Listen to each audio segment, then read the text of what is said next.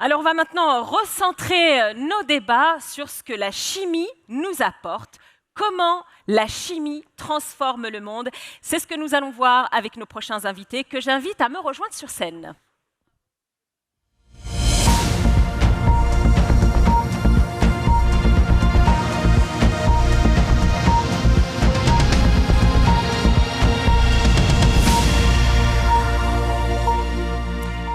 Et les prochains intervenants de notre table ronde dédiée à la façon dont la chimie bouleverse nos usages et réinvente l'avenir. Alors, je vais les appeler un par un parce qu'ils n'ont pas osé monter sur scène, mais vous êtes les bienvenus. D'abord, honneur aux dames. Chloé Van Vanfie, Digital BU Director Construction Chemicals de Saint-Gobain, leader mondial de la construction durable. Venez me rejoindre. Philippe Keren, président directeur général de Solvay, on a parlé à l'instant, une maison de plus de 160 ans, acteur majeur de la chimie, présent dans tous les domaines du quotidien. Pascal Villemagne, directeur général de Séquence. On peut les applaudir, histoire quand même de les accueillir comme il se doit. Bonjour, bienvenue. Président directeur général de Solvay, directeur général de Séquence, spécialiste dans la production de bases pharmaceutiques.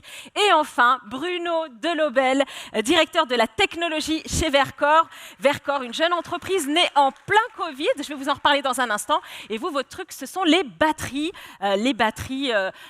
Dans un monde tout électrique, on va beaucoup avoir besoin de vous. Alors voilà, j'ai fait les présentations assez succinctes, mais je vous souhaite la bienvenue. Alors, avant vraiment de rentrer dans le vif du sujet, je vous propose de découvrir en images quelques exemples justement de la façon dont la chimie transforme en profondeur les domaines clés de notre économie. Regardez.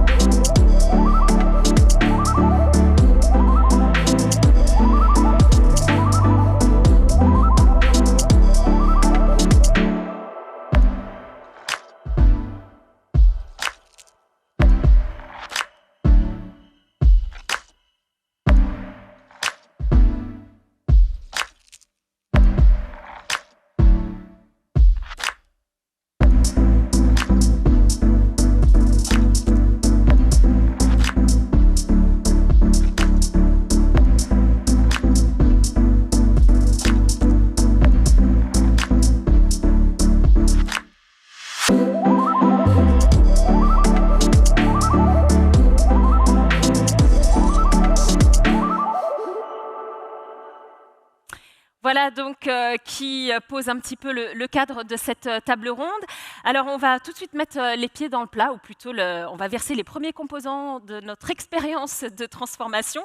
On va faire un premier tour de table pour que vous nous donniez de votre point de vue comment la chimie transforme le monde et en quoi vos projets respectifs contribuent à une économie plus durable et plus résiliente. Alors je commence avec vous, Chloé Van Vanfie. Dites-nous tout. Du coup, chez Saint-Gobain, nous, on fait des matériaux de construction. Et dans la chimie de la construction, plus spécifiquement, on fait de la chimie pour le béton et pour le ciment. Et donc, la manière dont la chimie change le monde, c'est de passer de l'infiniment petit à l'infiniment grand. Nous, ce qu'on fait, c'était un des premiers exemples, je crois, c'est les adjuvants pour le béton, par exemple. Et c'est comment, avec 1% de ma matière, je vais impacter 99% du reste du matériel. Et donc, la chimie, ça change le monde parce que je pense que la première chose, c'est que c'est un multiplicateur de performance, de se dire comment on produit mieux sans produire nécessairement plus. Pour répondre aux enjeux d'aujourd'hui, ce n'est pas nos enjeux de demain. Oui. Les enjeux dans la construction, c'est de se dire, vous savez que la construction, c'est une des industries les plus émettrices en termes de CO2. Pour autant, on ne va pas faire sans la construction. La construction, c'est le lien social, c'est le développement économique, c'est le droit au logement. Il faut continuer. Et ça recouvre plein de domaines différents. Exactement. Il faut continuer. On a besoin de de continuer à construire. Par contre, il faut qu'on construise différemment. Et c'est là où la chimie a un vrai rôle à jouer pour multiplier la performance de nos matériaux. La transformation de la construction, ce ne sera pas une transformation par substitution. On ne va pas tous commencer à vivre dans des maisons en bois, notamment avec la résilience climatique à laquelle il faut qu'on réponde. En revanche, c'est une chimie où il va falloir transformer ce qu'on produit, et donc c'est ça que c'est comme ça que la chimie change le monde. Et mon deuxième point, c'est que c'est une chimie aujourd'hui qui est infiniment connectée. Et connecter, c'est deux choses. La première chose, c'est connecter aux usages. Et c'est là où je pense, pour les différents discours précédents, où l'Europe, avec son industrie historique, a aussi une carte à jouer, un rôle à jouer.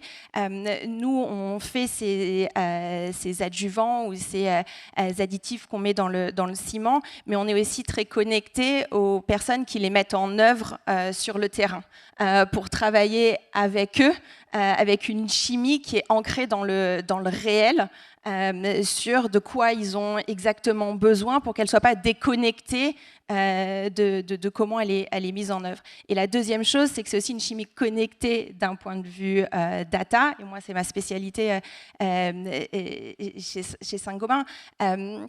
C'est de pouvoir traquer ensuite la performance sur le terrain et de pouvoir augmenter notre chimie grâce à un certain nombre de capteurs qu'on va mettre dans nos matériaux, et de du coup pouvoir accélérer notre innovation derrière. Et cette transformation, elle mène aussi à une réduction des coûts, notamment pour l'environnement ? Complètement. Et je pense que là où on a de la chance, d'une certaine manière, dans la construction, c'est que les coûts sont corrélés dans le bon sens avec l'impact carbone. Aujourd'hui, dans le béton, ou dans le ciment, la majeure partie de l'impact CO2 vient du clinker. Et le clinker, c'est aussi le matériel qui coûte le plus cher. Donc, être capable de réduire le clinker, c'est ça que permet les matériaux chimiques qu'on vient rajouter dans le ciment ou dans le béton. Et donc, c'est là où on va aussi chercher non seulement des gains économiques, mais des gains de CO2. Alors, on va passer de la chimie de la construction à la chimie pharmaceutique, entre autres, avec vous, Pascal Villemagne. Comment est-ce que la chimie transforme-t-elle notre monde, votre monde plutôt, et comment vous y contribuez chez Séquence ? Eh bien, écoutez, moi, j'aime beaucoup regarder le passé avant de regarder l'avenir. Et quand on regarde ce qu'a accompli la chimie par le passé, elle a été présente dans beaucoup de sauts et de transformations dans l'humanité. Tant au niveau de la santé, avec l'arrivée des médicaments, qu'au niveau de la mobilité ou de la conservation de l'énergie. Une petite pile, finalement, c'est une petite usine chimique en elle-même. Donc, fort de ça, évidemment, ça nous laisse beaucoup d'espoir pour le futur, et de savoir que la chimie va certainement pouvoir relever des défis qui sont les nôtres aujourd'hui en tant que société et humanité.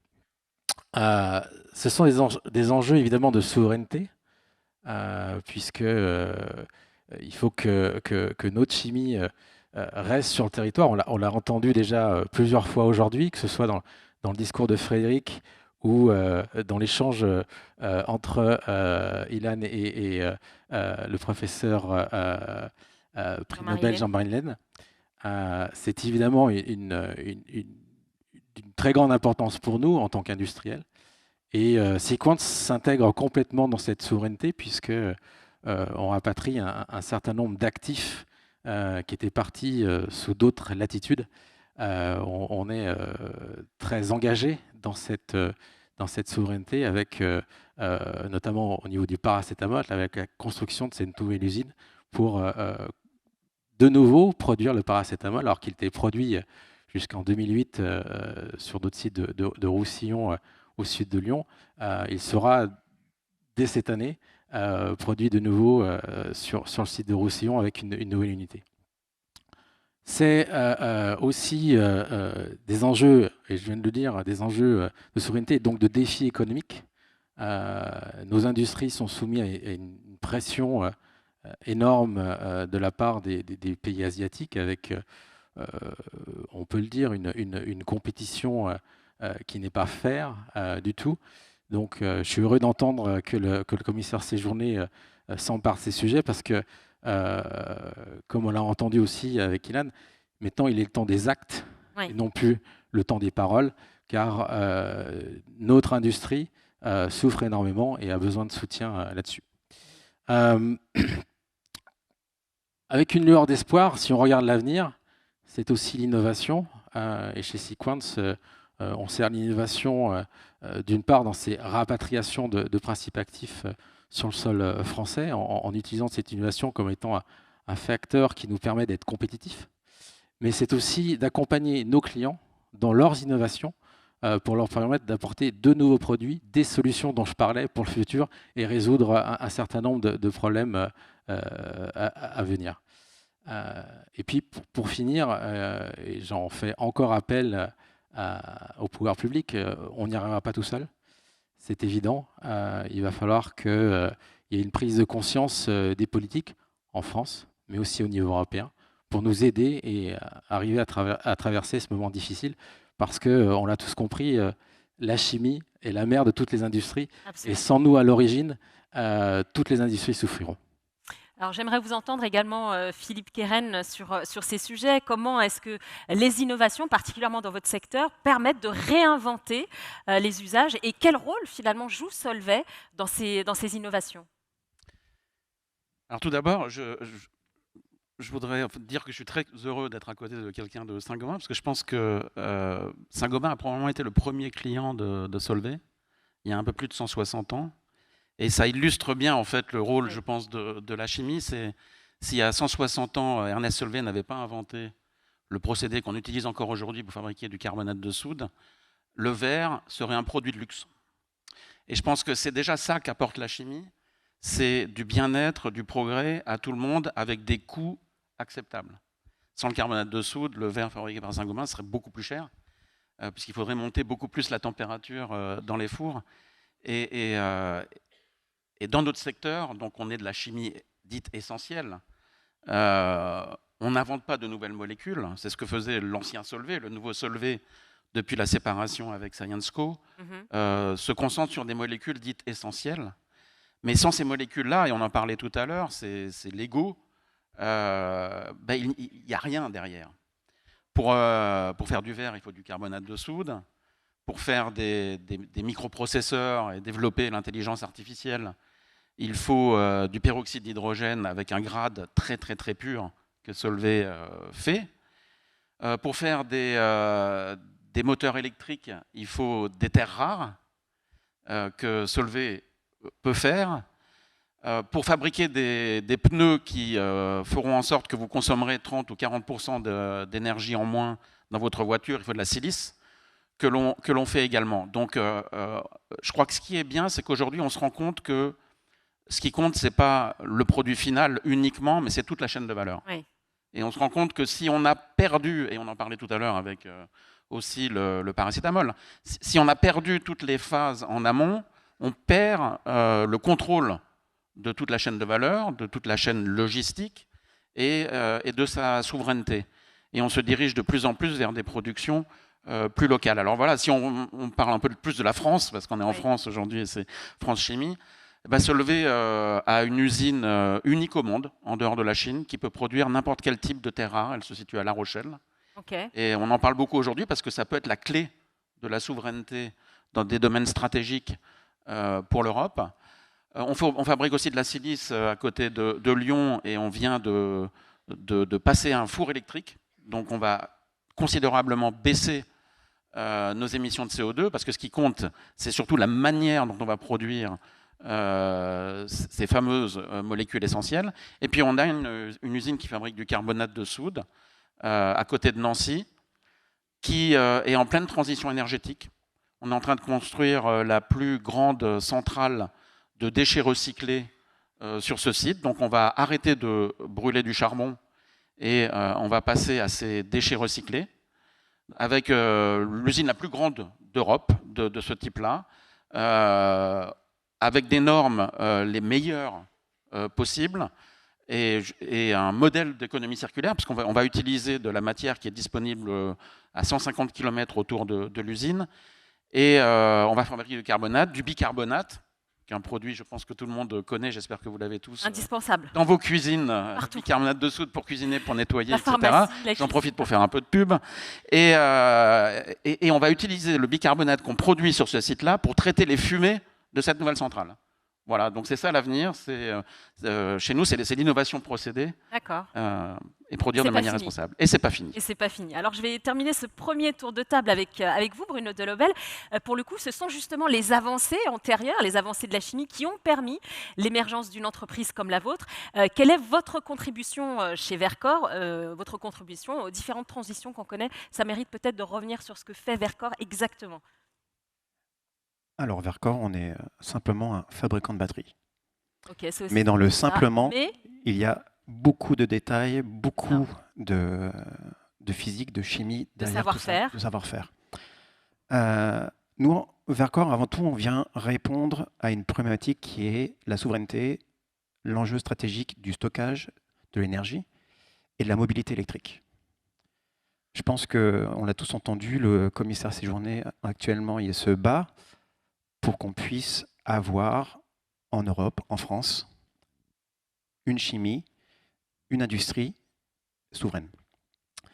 Donc nous, Vercor, on a été fondé en juillet 2020 et on a inauguré notre première Gigafactory la semaine dernière à Dunkerque. Il faut imaginer que ce type d'usine, c'est 100 000 m² au sol, 400 000 m² en tout. C'est que de la chimie. C'est de la chimie en termes de cristallographie. Vous allez avoir de la chimie organique. Vous allez avoir de l'électrochimie et, comme on dit, ce petit réacteur qui est disponible à tous.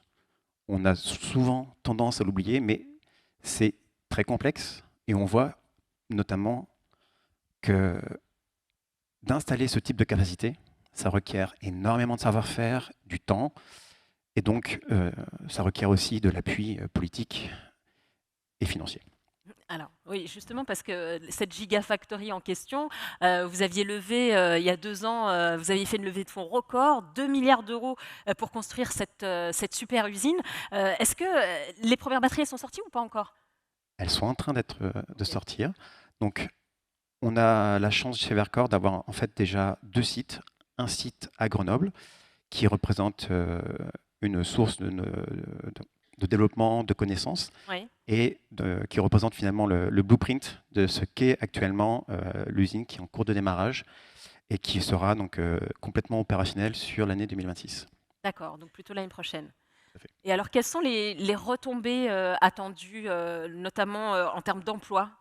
Alors, on va dire que dans le Dunkerquois, Oui. on parle vraiment d'un plan à 20 000 personnes, pour citer Patrice Vergrit. Parce que vous êtes implanté sur un site où il y a beaucoup aussi d'autres entreprises, dans ce à qu'on fait. a appelé la vallée de la batterie. Tout à fait.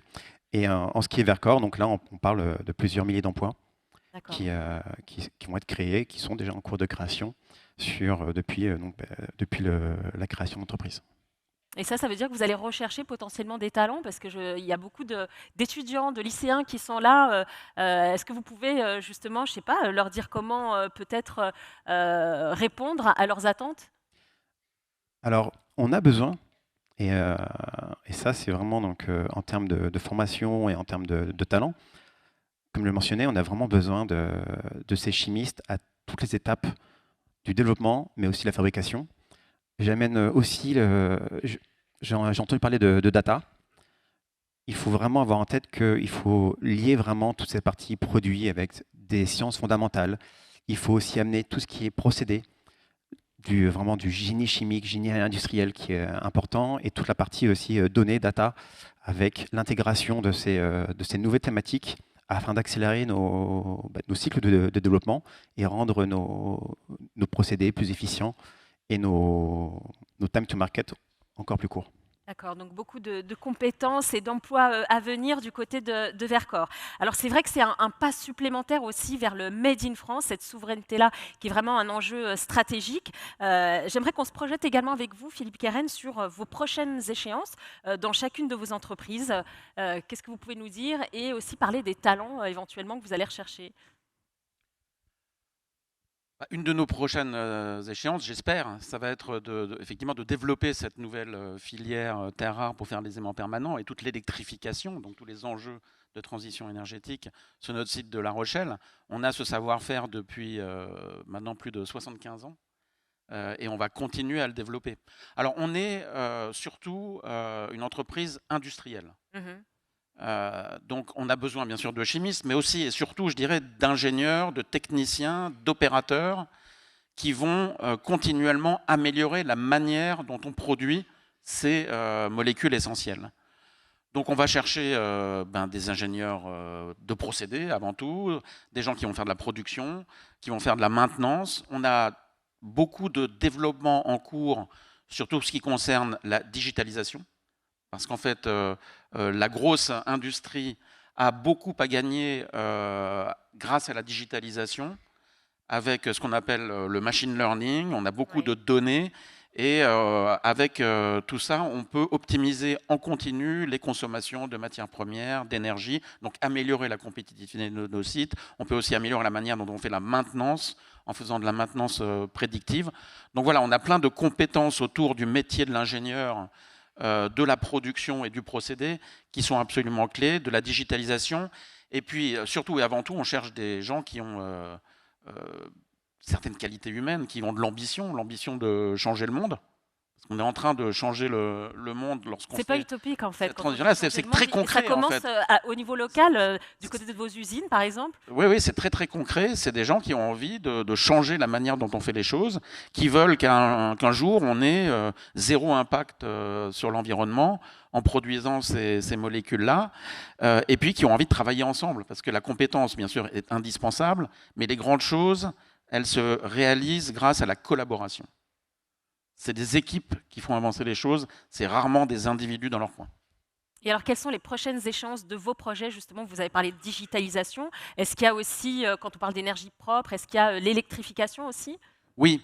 Là, on a beaucoup parlé de transition énergétique, ça représente à peu près le 2/3 du chemin pour nous. D'accord. Le tiers qui reste, c'est l'innovation procédée. Okay. L'innovation procédée, on parlait du procédé Solvay pour faire le carbonate, pour fabriquer le verre notamment.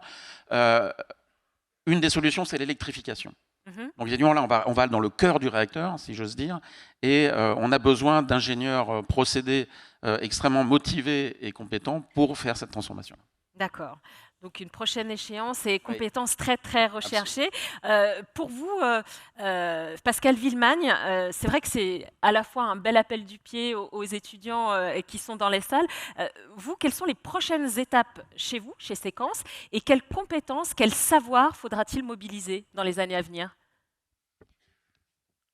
Nous, évidemment, la prochaine étape, et j'en ai parlé juste avant, c'est la mise en route définitive de cette unité de paracétamol au sud de Lyon, qui est l'un de nos grands projets de rapatriation de ce procédé, dans un procédé complètement innovant, issu de notre recherche et développement. Et ce qu'on va chercher à acquérir, comme l'a dit Philippe, ce sont des talents pour demain qui sont capables aussi d'embarquer l'innovation.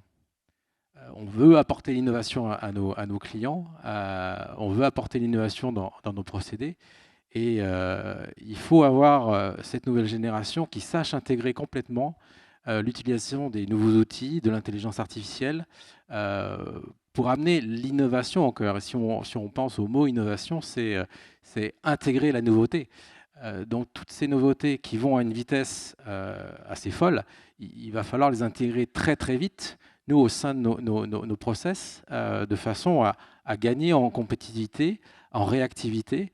Et ça, c'est l'un des challenges que l'on a, parce que notre industrie est une industrie on va qualifier d'un peu low-tech, hein. Finalement, la chimie et les réactions chimiques que l'on connaît tous sont des technologies du siècle dernier, voire même d'avant.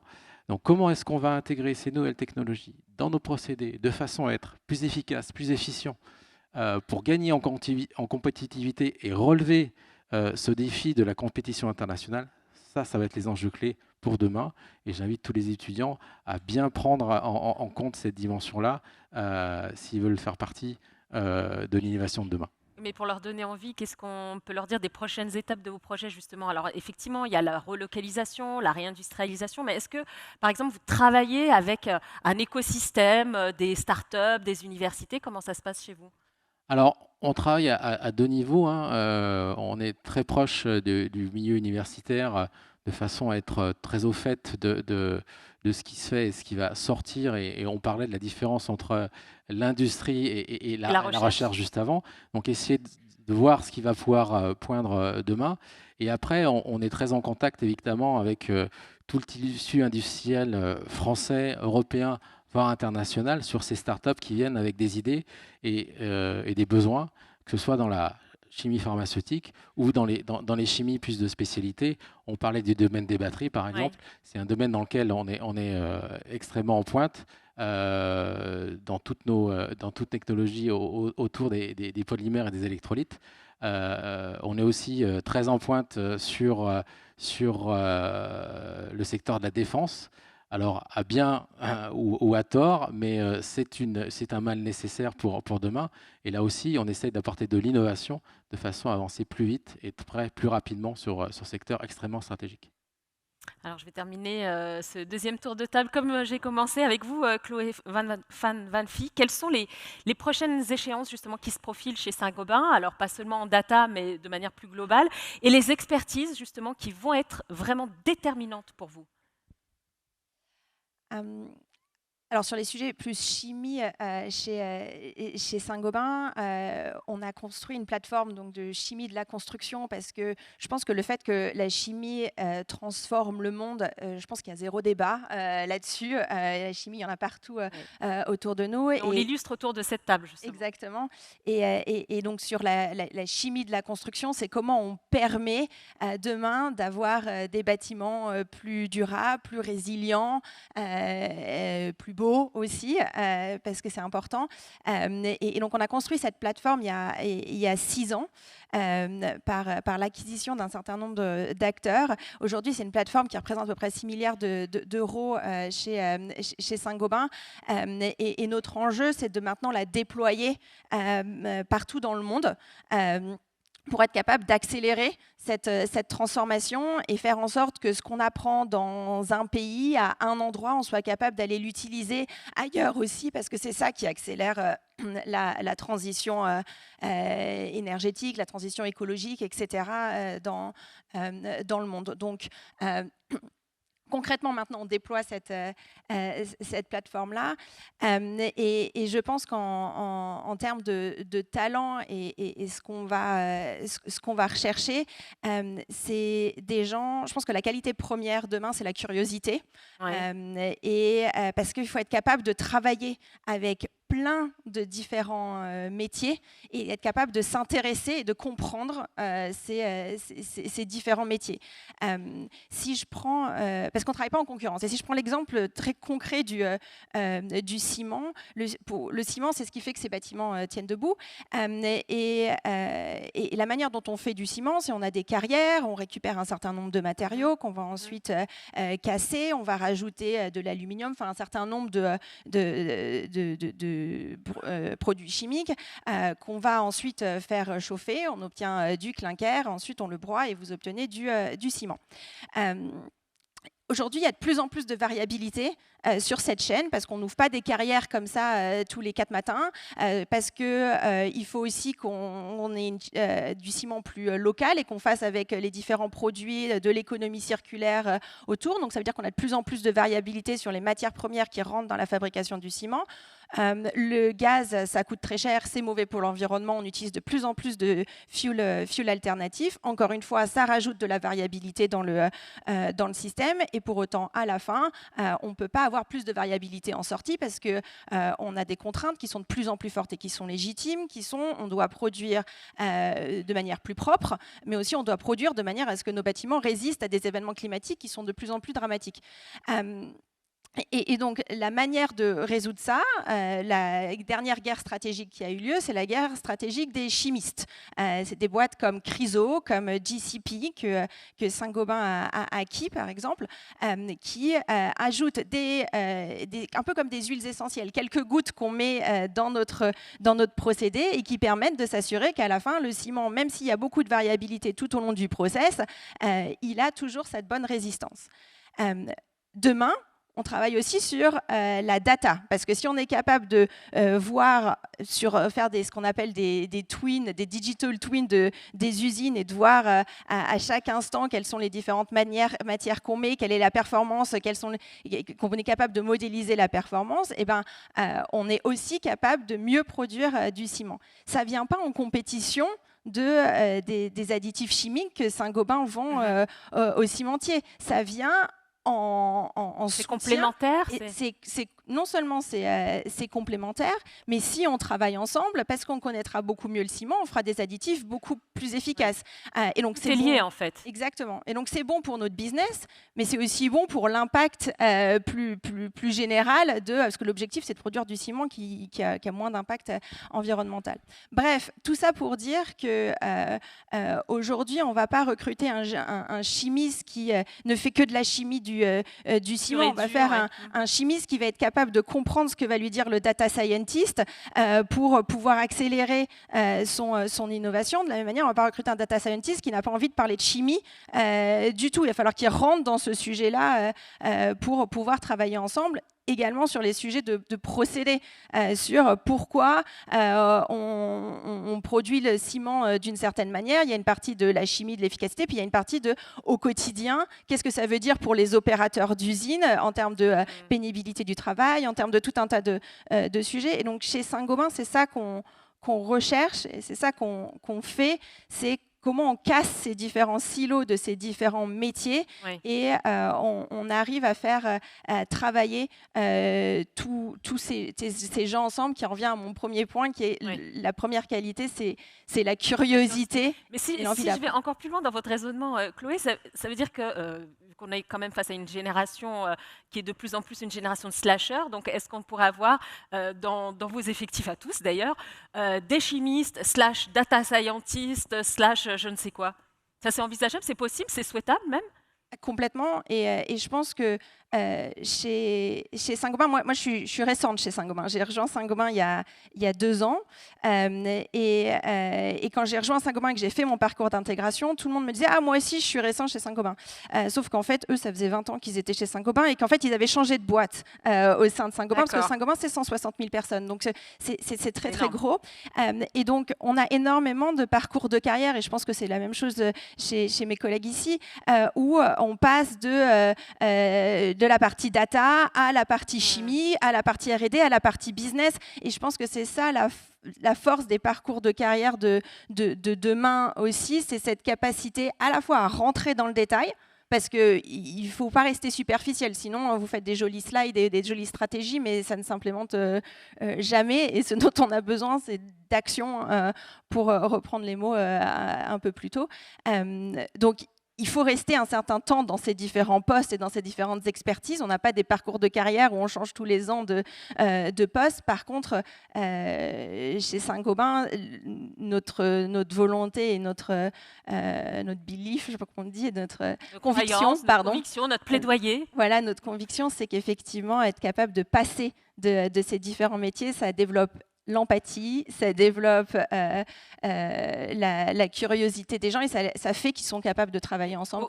Au final, on en revient au même, c'est-à-dire à cette transformation de la chimie qui induit aussi une transformation des métiers. En fait, les métiers, ils évoluent en même temps que les métiers de la chimie, quoi. Enfin, que la chimie en elle-même. Philippe, vous partagez cette vision de Chloé à l'instant? Oui, absolument. Et j'aime bien cette notion de curiosité, effectivement, parce que c'est C'est l'essence de la découverte, finalement. Exactement, c'est l'essence de la découverte. Et puis surtout, bon, comme Chloé le disait, on ne peut pas être expert dans tous les domaines, mais ce qui est fondamental, c'est d'essayer de comprendre ce que dit l'autre.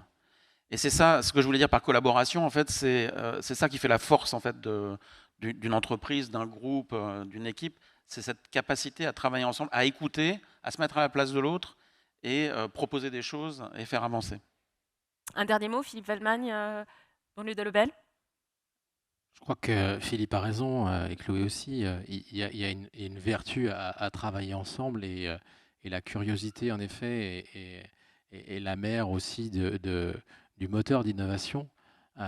Et c'est en échangeant, en comprenant les métiers qui sont autour d'une autre au sein de l'entreprise pour pouvoir être plus efficace et avancer plus vite, de façon à faire naître cette innovation dont on a besoin, une fois encore, pour gagner en compétitivité, parce que sur d'autres parties de la planète, on met un accent très fort là-dessus, et on sponsorise très fort cette vertu, alors que nous, on a plutôt tendance à vouloir de temps en temps mettre les gens dans les silos et dans des boîtes.